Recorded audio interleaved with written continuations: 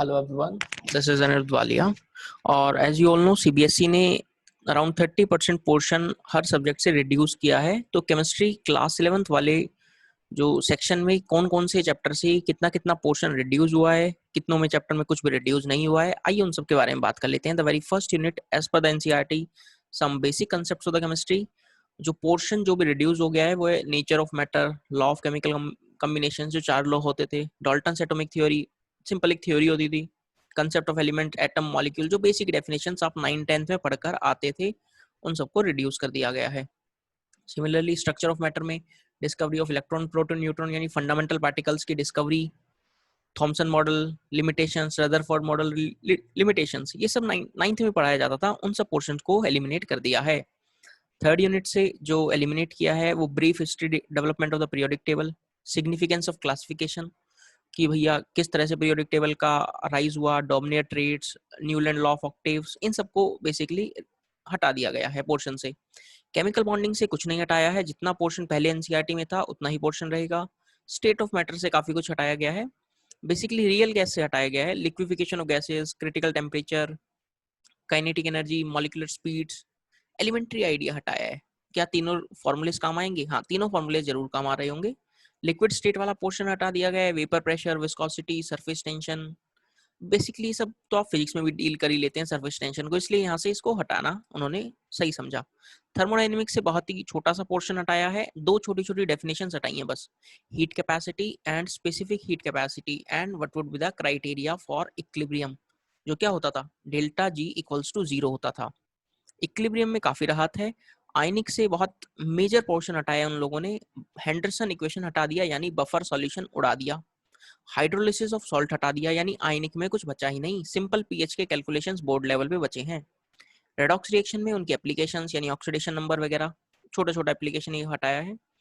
Hydrogen में preparation, properties, uses of the hydrogen, hydrogen peroxide का preparation, reactions and structure और उसके use, mainly H2O2 को उन्होंने हटाना उचित समझा।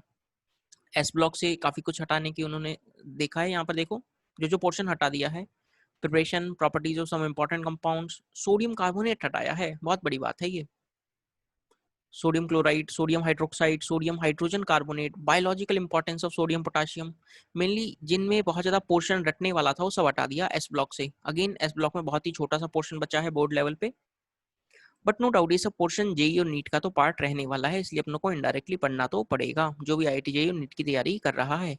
पी ब्लॉक से छोटे छोटे कंपाउंड्स के उन्होंने हटाना उचित समझा। क्लास 11th लेवल पे बोरेक्स, बोरिक एसिड, बोरोन के हाइड्राइड्स, हालांकि बोरोन के हाइड्राइड्स तो इतना पूछते भी नहीं थे वो लोग। एल्यूमिनियम की रिएक्शंस हटा दी हैं एसिड बेस के साथ और उनके यूजेस। कार्बन में जो मैं बात करूं तो कुछ इंपॉर्टेंट कंपाउंड्स हटाए हैं, जैसे ऑक्साइड्स, उनके इंपॉर्टेंट कंपाउंड्स ऑफ सिलिकॉन हटा दिए हैं, उनके कुछ यूजेस हटा दिए हैं। सिलिकॉन टेट्राक्लोराइड नहीं पढ़ना है अब एनसीईआरटी से, ना ही सिलिकॉन्स पढ़ना है, सिलिकेट्स, जियोलाइट्स ये सब हटा दिया है जिनमें अधिकांश लोगों को दिक्कत आती थी। क्वालिटेटिव में बात करूं तो मेथड ऑफ प्यूरिफिकेशन, जो भी डिस्टिलेशन, क्रिस्टलाइजेशन, ये सब मेथड्स, फ्रैक्शनल डिस्टिलेशन, ये सब हटा दिया। क्वालिटेटिव और क्वांटिटेटिव, क्वांटिटेटिव मतलब डूमास मेथड, जिल्डाल मेथड, कैरीज मेथड, ये सब हटा दिया है।